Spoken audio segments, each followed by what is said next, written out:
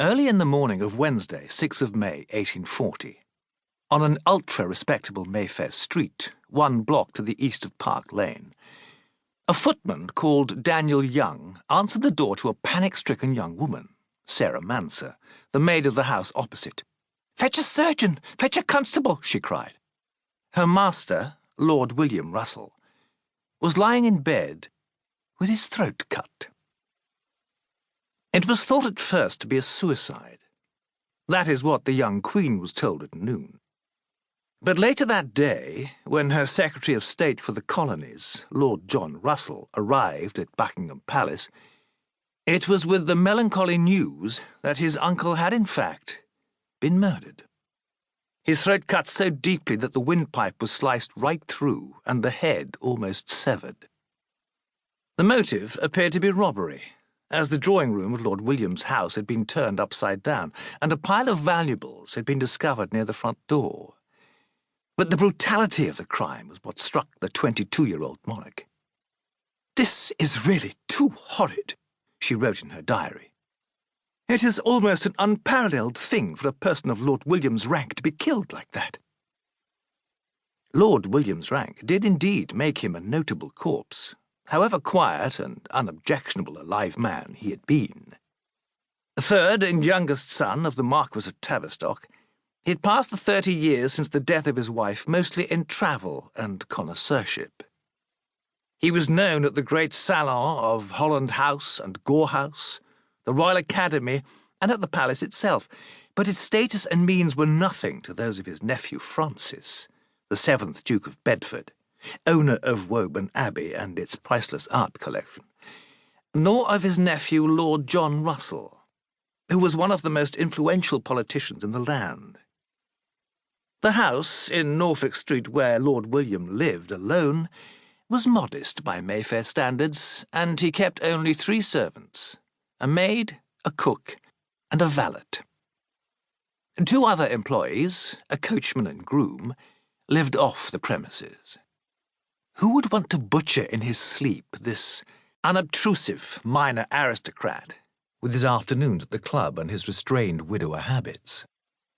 In the newspaper articles that were about to appear, no one could find much to say about Lord William's placid and benignant life, and unoffending days as a continental traveller and absentee MP.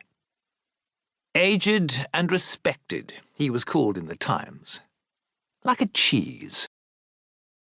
But as details emerged of the murder and the bungled burglary that seemed to have provoked it, fears grew that they might be symptoms of something more widespread and insidious.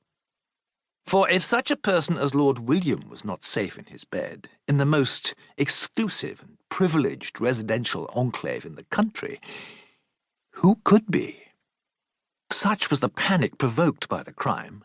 One newspaper declared that many families at the West End, and more particularly aged persons living, as the deceased had done, in comparative retirement, entertained, perhaps for the first time, a feeling of insecurity.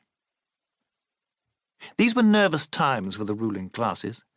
London in 1840 was teeming with immigrants, the unemployed, and a burgeoning working class who were more literate and organised than ever before.